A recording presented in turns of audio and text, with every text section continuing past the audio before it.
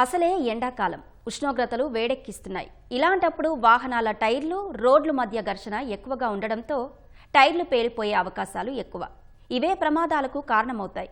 అందుకే బస్సు డ్రైవర్లు స్పీడ్కు బ్రేక్ వేయాలని రవాణా అధికారులు సూచిస్తున్నారు. బస్సు బయలుదేరే ముందే ఇంజిన్ చెక్ చేయడం తప్పనిసరంటున్నారు. ప్రయాణికుల భద్రతే లక్ష్యంగా డ్రైవర్లు వ్యవహరించాలంటున్న ప్రకాశం జిల్లా ఉప రవాణా అధికారి సుశీలతో మా ప్రతినిధి రామకృష్ణ ముఖాముఖి.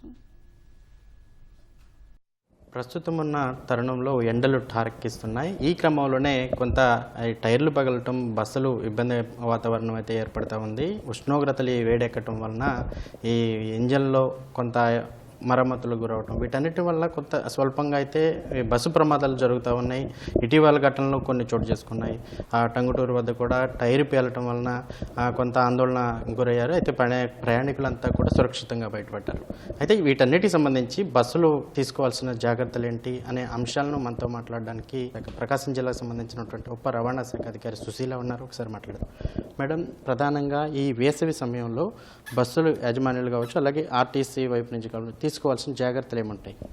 యాజమాని కానీ లేకపోతే డ్రైవర్ కానివ్వండి, బస్సు బయలుదేరే ముందు టైర్లు చెక్ చేసుకోవటం, బ్రేక్ సిస్టమ్ బాగుందా లేదా, ఏసీ కండిషన్ అంతా బాగుందా లేదా అనేది చూసుకోవాలి. ఇంజన్లో అంటే లాంగ్ జర్నీ వెళ్ళేటప్పుడు బస్సులన్నీ కూడా ఆ ఇంజిన్ హీట్ ఎక్కుతూ ఉంటుంది. అది కూడా చెక్ చేసుకుంటూ ఉండాలి. మధ్య మధ్యలో కూడా ఫ్యూయల్ కూడా చెక్ చేసుకో. ఫ్యూయల్ కూడా ట్యాంక్ నిండా నింపుకోకూడదు.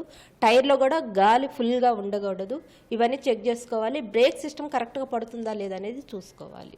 అట్లాగే ఇప్పుడు రోడ్లు కూడా సవ్యంగా ఉండటం వలన స్పీడ్ కూడా ఎక్కువగా ఉంటున్నారు. ఆ స్పీడ్ కంట్రోల్ సిస్టమ్ సంబంధించి ఈ బస్సు డ్రైవర్లకు మీరు ఏం సూచిస్తారు? ప్రతి ఒక్కరు కూడా లిమిటెడ్ స్పీడ్లోనే వెళ్ళాలి.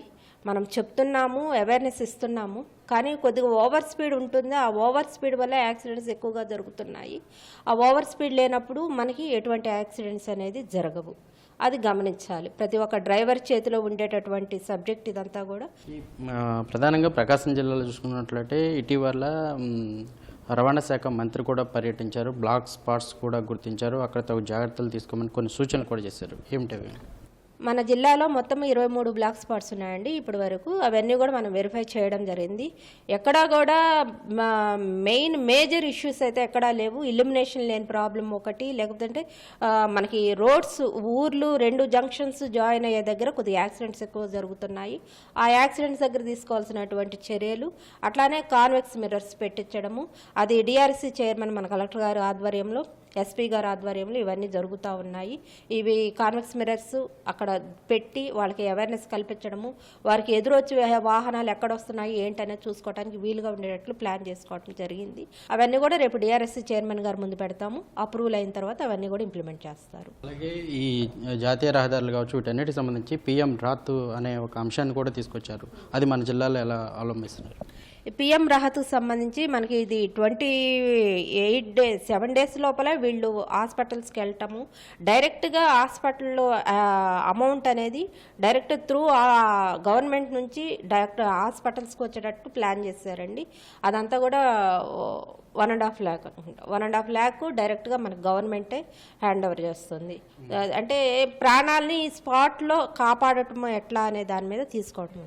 గోల్డెన్ అవర్ కింద, గోల్డెన్ అవర్ కూడా 1 hourలో మనం హాస్పిటల్లో జాయిన్ చేయటము, వెంటనే వాళ్ళకి ఇమీడియట్ యాక్షన్ తీసుకొని వాళ్ళని ఎంత వరకు లైఫ్ సేవ్ చేస్తున్నాం అనేది చూసుకోవడం. ఇది మొత్తంగా చూసుకోవచ్చు. ఏదైతే ప్రయాణికుల సురక్షిత ప్రయాణమే తమకు ప్రాధాన్యంగా తీసుకుని బస్సులు నడపాలని చెప్పి కూడా ప్రకాశం జిల్లా ఉప రవాణా శాఖ అధికారి అయితే స్పష్టం చేస్తున్నారు. కెమెరామెన్ శ్రీనివాస్తో రామకృష్ణ, ఈటీవీ న్యూస్, ప్రకాశం జిల్లా ఒంగోలు నుంచి.